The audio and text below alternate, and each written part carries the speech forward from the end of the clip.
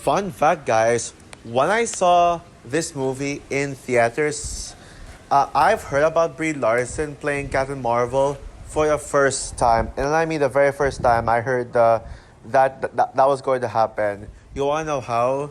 So basically, in the scene when Brie Larson's character in this film, Mason Weaving, first shows up doing something on land, like as in like the real city, like before they got the island. My dad was like telling me in the theater, like pointing at Brie Larson, and he was like, "Hey, that's going. Did you know that she's going to be our new Captain Marvel?" Yeah, pretty interesting stuff, right? Hey guys, this is Frozen Things Stews here, and welcome back to once again another MonsterVerse review leading up to Godzilla X Kong: The New Empire. I've reviewed a Godzilla movie, and now it's Kong's turn with Godzilla X Kong: The New Empire. So Kong Skull Island is the second film in the MonsterVerse, and came out in the year 2017, and is directed by Jordan Vogt Roberts, a director I have no idea about at all. And it stars Tom Hiddleston, Samuel L. Jackson, John Goodman, Brie Larson, Jian Jingtian, Toby Kebbell, John Ortiz, Corey Hawkins, Shia Wigham, John C. Riley, etc. Yeah, by far, right off the bat, the best cast ensemble in the MonsterVerse. I'll talk more about that later. And Kong Skull Island tells the story of a group of soldiers alongside a photographer, which is Brie Larson's character, who pretty much goes into uncharted territory. They all travel to Skull Island to do some research on the skulls there, on a bunch of stuff there. And then while a bunch of soldiers were trying to bring in bombs to the place, bomb the place, they are visited seen by Kong. And I mean a giant Kong who destroys half of the team who was in there. So the people who are left are basically the main characters of the movie. And so they basically get stranded in Skull Island, and then they decide to explore the place. And then they meet up with a bunch of natives alongside a pilot who was crashed in Skull Island, played by John C. Riley, and who pretty much is the exposition guy, the guy who explains everything you know about Kong Skull Island, about Kong and the Skull Crawlers, and they learn more about why Kong is doing this and who exactly is Kong. And so now their goal is to protect Kong from the devilish skullcrawlers, who is described as the devils of the devils of the place, while Kong is God. And also they must protect Kong from Samuel L. Jackson's Lieutenant Colonel Preston Packard and his group of soldiers. Basically, the ones who did not hear the story about Kong and the Skullcrawlers, since he did not, since he was not with that guy, what's his name again? Hank Marlowe. Oh yeah, his name is Hank Marlowe. He believes that he thinks Kong is bad, so he takes on Kong, and so they must protect Kong they must be able to make sure that Kong gets lived on. And sorry I went a little too far, but let's be real here. We all saw a film, right? So King Kong is one of, if not the most legendary monsters of all time. Yeah, if Godzilla was created in Japan, then the Americans created King Kong. I'm not sure who went first though, King Kong or Godzilla. I know Godzilla. They have the 1952 Godzilla, and then it just went on and on. And for years now, Godzilla does have more movies than Kong, but Kong is more well remembered than Godzilla because King Kong's debut. He debuted 20 years before Godzilla. Yeah, with his first film in in the 1930s, which is one of the most, King Kong 1933 is one of the most iconic films of all time. The most iconic films of all time. And yeah, I love it. In fact, I actually prefer, despite me recently gushing about Gone with the Wind in my top 10 favorite January movies video. Yeah, I remember that. Yeah, I actually prefer King Kong 1933 over Godzilla, over Gone with the Wind. Yes, guys. Yes, Gone with, yes, how do I say this? Wizard of Oz is still the best movie of the 1930s decade, but King Kong 1933 is second. And Kong actually did show up in one of the Japanese Godzilla films with King Kong versus Godzilla. A film that I actually kind of like, but Godzilla versus Kong is way better for obvious reasons. Um, and then in 2005, Peter Jackson remade King Kong with King King Kong with King Kong, which I love it. Yes, it's not as good as the 1933 version, but I will admit it actually would have been better than the original if it wasn't for the excessively long runtime, because the movie's 3 hours and that is way too long. And there were like some boring scenes and slow scenes. Yeah, it did take an hour. It did take an hour for the characters to get to Kong. If it wasn't for that, then this would have been the best King Kong movie. Best King Kong movie. And yeah, so that basically has the exact same plot as the original King Kong. And at last, in 2017, we got another King Kong movie. And this time, this King Kong movie is different. It doesn't have the same plot, but it is actually connected to a much larger universe that Kong will eventually show up later on. And yeah, now I love that Comic-Con teaser trailer. Yes, why I do stand by saying that the second trailer for Godzilla X Kong is the best trailer that the MonsterVerse has given us. Out of all the teaser trailers in the MonsterVerse, I'm talking about teasers as in their first trailer, between the Godzilla 2014 teaser, the Godzilla King of the Monsters teaser, which is considered to be which is considered by majority to be the best trailer out of the MonsterVerse, the Godzilla vs. Kong trailer, which apparently that movie, for some reason, that movie only had one trailer. And the teaser trailer for Godzilla X Kong. Kong Skull Island had the best teaser trailer of them all. I mean, even to this day, I still rewatch the trailer and it is epic. They don't show much about it, but they do show pure action and pure epicness, especially with the music like dun dun dun dun dun dun dun dun dun dun dun dun dun. Yeah, I mean they really do show a lot of promise, and they actually do show that they show that Kong is going to be the villain of the movie. That I love how the teaser trailer depicted that Kong is actually a villain, even though he's supposed to be a villain or anti-hero, I guess. Well, not as much. Well, he's like the good Godzilla, I guess. But yes, I will admit though, for a long time, I found Kong Skull Island to be just fine. I guess nothing, but I can't always find it to be forgettable. Like I rewatched it. I watched the movie theaters and I was like, hey, that was actually great. But then I eventually forgot about this film's existence. Like, not really existed, but I actually already forgot about what's going to happen. And literally the most memorable thing about this movie was its teaser trailer.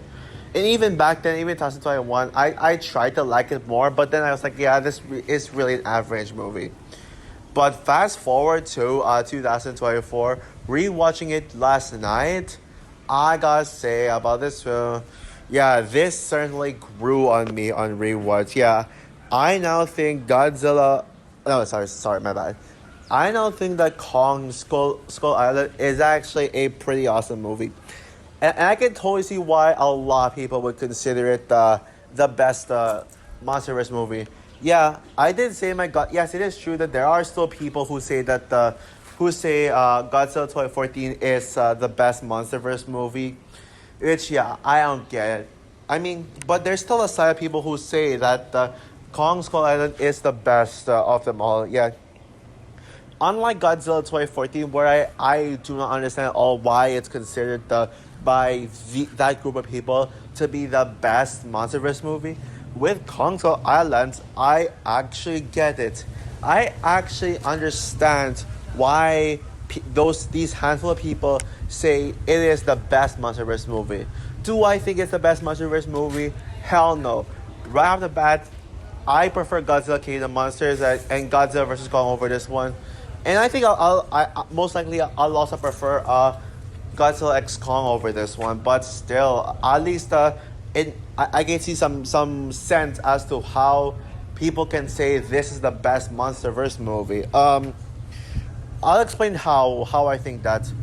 Now, when you look at the quality overall, now, yes, when you look at the MonsterVerse, you'll look at you maybe watch the movies for fun, and for me, I rely on the action and spectacle when it comes to these films because I know the MonsterVerse doesn't really strive for plot; it rather strives for its monster fun. Yeah. I recently on Letterboxd, I recently have called out some people who literally criticize these MonsterVerse for the stories. Like every time I see a review of one of these MonsterVerse movies, specifically from this film until Godzilla vs Kong, like either one of those films, and then I would say, oh, this movie's bad because it doesn't have a good plot despite its fun. I would literally call out. I would literally tell them in the comments, hey, you're taking this way too seriously. Don't judge Don't judge these movies by the plot. It doesn't need to be deep or meaningful, or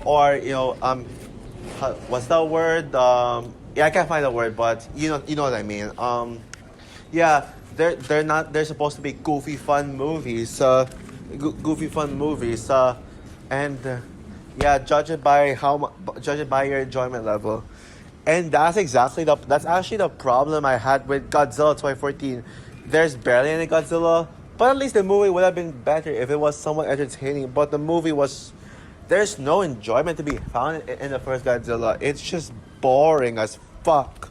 Yeah, but this one manages to be a massive step up and a massive improvement from that boring and lifeless Godzilla 2014.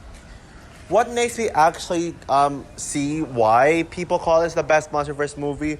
Why? Because it actually is the most well-made one. Yeah, when you look at these films as quality films, these MonsterVerse movies, and you're looking for actual film quality, actual cinema, this might be the best of them all.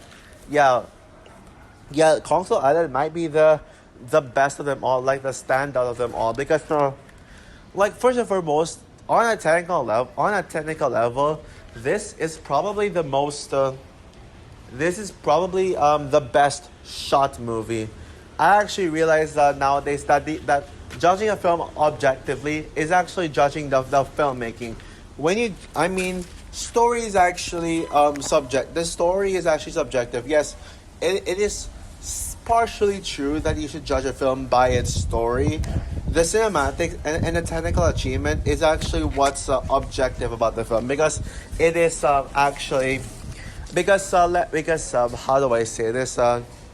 Because sorry, I don't have to put this into words. Because it's a film. Yeah, let's just say film is not about stories. Yeah, sure, an important story is what hooks you into the film, but you gotta look at the technical aspects for also the cinematography, the editing, all the things that mixes a film, specifically Missy A scene. Yeah, I know. I'm telling you guys what I learned in my film class, because I've been taking film class lately. In my college. Yeah, I'm not in a film course, but film is one of my subjects. So just stay that with a grain of salt, I guess. But comparing Kong Skull Island to the other MonsterVerse movies, this is probably the most well-made on a technical level. Yeah, King of the Monsters is the most visually stunning one, but this one actually is the most gorgeous one. Especially when it comes to these shots, like the camera pointing at Kong itself, look at that specific scene when the helicopter was the shot of the sun and the helicopter in it, and then you see Kong rising up. like on that sun shot, that is actually amazing cinematography right there. It actually does work very well and very well.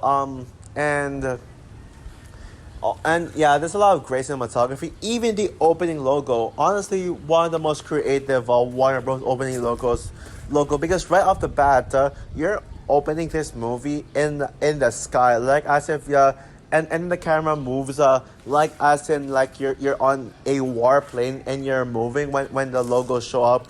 That is one of the most creative uses of the opening logo variant I have ever seen in my life. It is just yeah, it's just very well put together. Put together. Oh, and another thing that makes it stand out from the others is that this actually stands on its own. When you look at the other MonsterVerse films like Godzilla 2014, Godzilla King of the Monsters, Godzilla vs. Kong, and Godzilla X Kong the New Empire, those four films, they're all a part. They're all one storyline. I mean, Godzilla 2014 has its own story. And then you got Godzilla King of the Monsters to continue Godzilla 2014's story.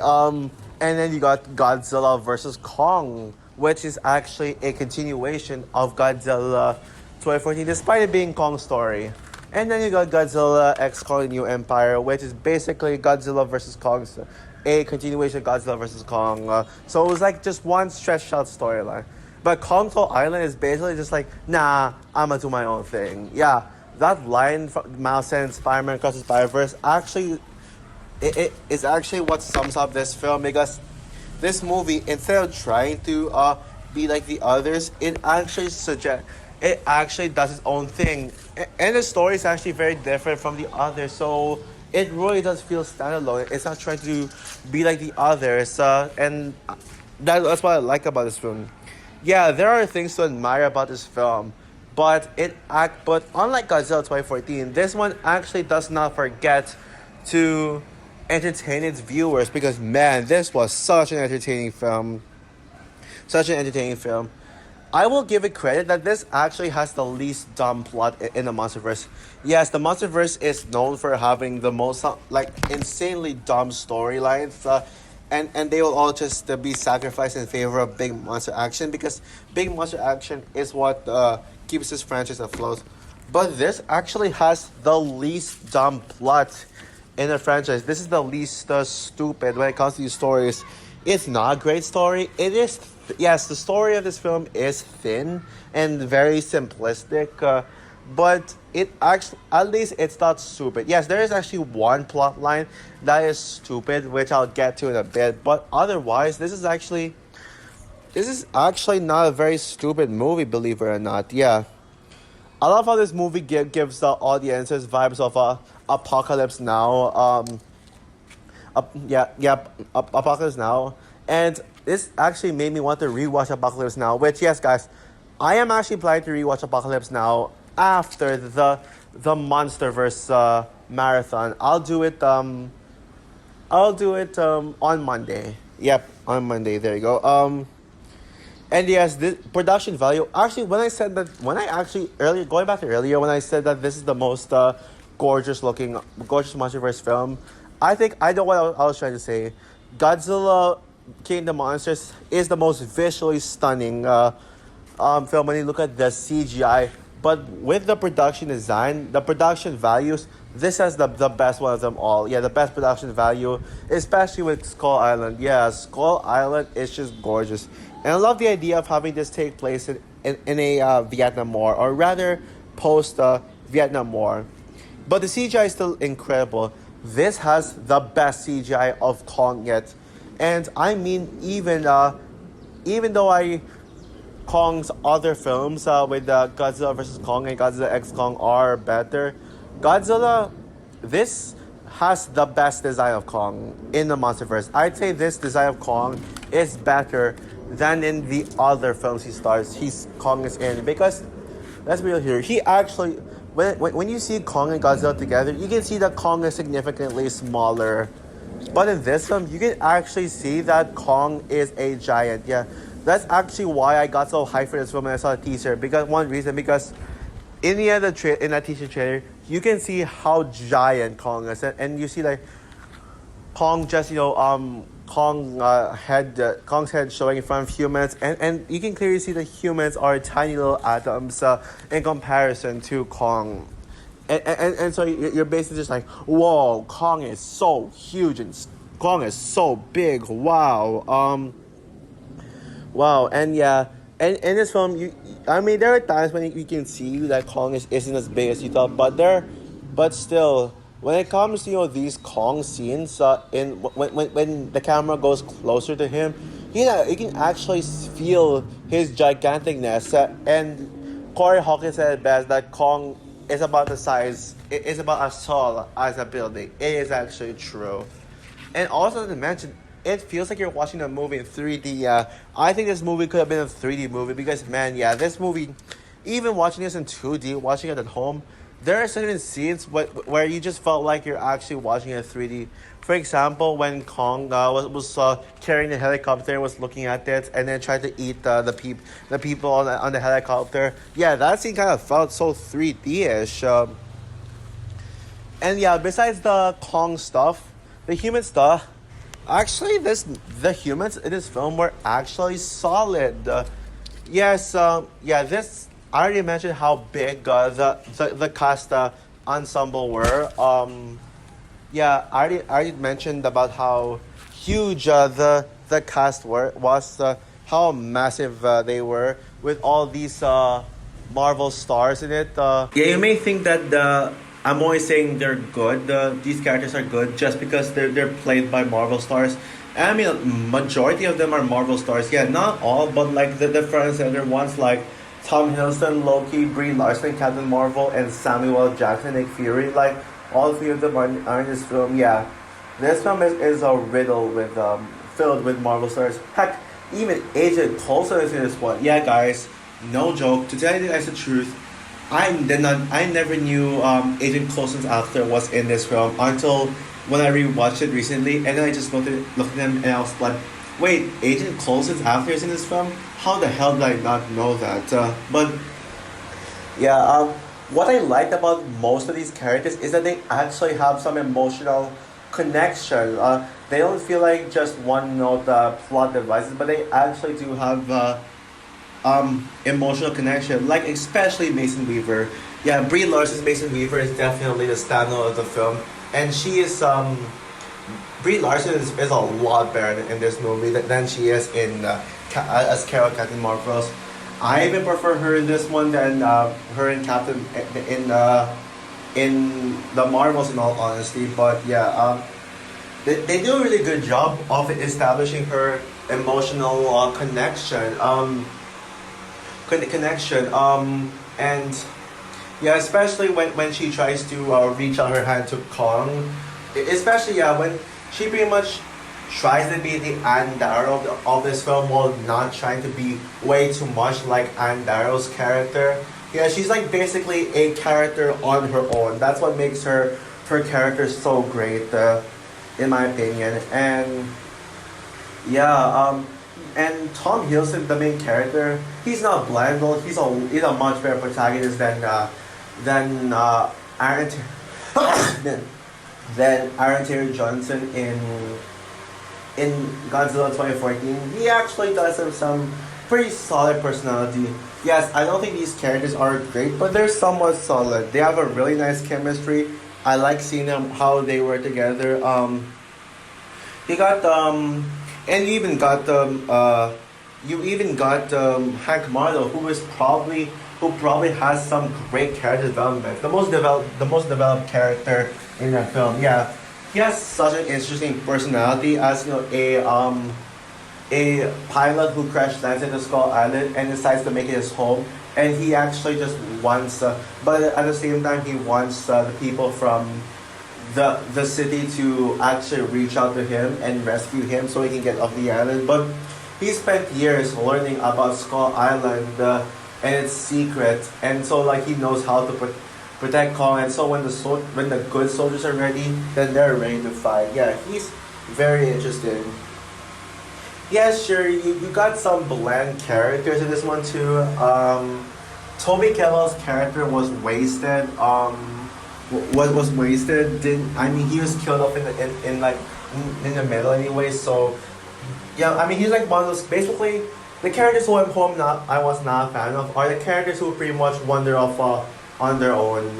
Who basically just separates from the main group. The group that was with Hank Marlon, like Tom Hiddleston and Brie Larson's characters, and also Corey Hawkins and Jin Yan. Yeah, they were the most interesting characters. The one who actually stick with the, who actually felt like they were in the group and were not separated, and they were with Hank Marlon. So, but when it comes to the characters who did not come with Hank Marlon and decided to separate, yeah, they were the most boring. They were the characters who I found to be yeah, didn't like John Goodman's character. Either he was such a boring character who just spits out exposition. Yeah, I found him kind of boring. But oh man, we get to the worst character in the film, and one of the absolute worst characters in the MonsterVerse, Preston Packard. Oh my god. Now, Samuel L. Jackson did give a good performances. In fact, the performances are good. Although Brie Larson, there are a few issues I have with the performances, specifically when she had those big eyes thingies. Like it was like kind of weird, but the performances are pretty good for the most part. Samuel L. Jackson, he seemed like he was having the most fun with his performances. And he started off as a pretty good character. He's like this tough soldier who wants to be the best leader possible. But then we get to his villain arc. And that's where he started to become the worst character in the film. Oh god, yeah. I've always hated his villain arc. Like, wasn't even necessary to turn him into his character into a villain. I felt like it wasn't that necessary, but he's just basically like, oh, yeah. I mean, his motivation when Kong killed those men and then he killed Champa, he's basically just like, oh no, I think Kong is evil and we should kill him. He's a killer. He's a baddie. And yeah, now yes, the trailer did promote him as a hero when he said it's time to show Kong that man is king. Yeah, basically he was implying that Kong is actually evil and Samuel Jackson is tough, but that's actually a villain line. And I should add, well, the movie does a great job of establishing its messages about protecting the environment and not trying to kill animals like that. Yes, it is overused message, but it didn't really feel preachy at all. Unlike some of the other protect the environment messages, cough cough, Rio 2. Yeah, but yeah, Preston's the arc for his motivation for wanting to kill Kong despite people telling him that he's good, it's so stupid. Like, first of all, he only wants Kong down because Kong killed his men.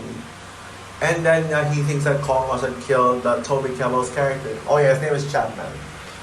But Samuel, he's like, nah, I don't believe these cockroaches exist. I'm gonna kill Kong. And when he actually sees when he actually sees a Skullcrawler, he's like, nah, I don't care. I'm still gonna kill Kong. Like, bro, realistically, you would just be like, oh, they were right. The Skullcrawlers did kill some of my men. But oh no, but he's like, no, fuck it. I'm still gonna kill Kong. That's what his character was like in this one. Like, again, Samuel L. Jackson does give a great performance, but his character, he shouldn't have been the villain. In fact, there's no need for a human villain. It could have been just the Skullcrawlers. And speaking of the Skullcrawlers, I was awfully not a fan of them either. I thought they were just eh. Now, I do like that they were actually strong opponents to Kong. And yeah, actually it's a lot better than I thought, especially with seeing Kong smash things and all that stuff.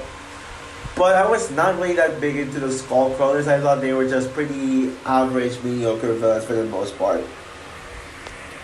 Yeah, and also I can't really decide if Kong had enough screen time or not.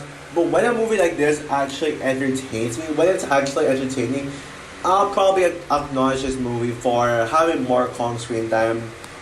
I'm not gonna criticize this movie if Kong actually had less screen time objectively. So overall, Kong Skull Island may be one of the weaker films in the MonsterVerse, but it definitely established the MonsterVerse as a great franchise. And it is a movie that I was actually a bit too harsh on. Yes, it has its problems, pretty lame villains, and a stupid villain forced a human arc from Samuel L. Jackson's character.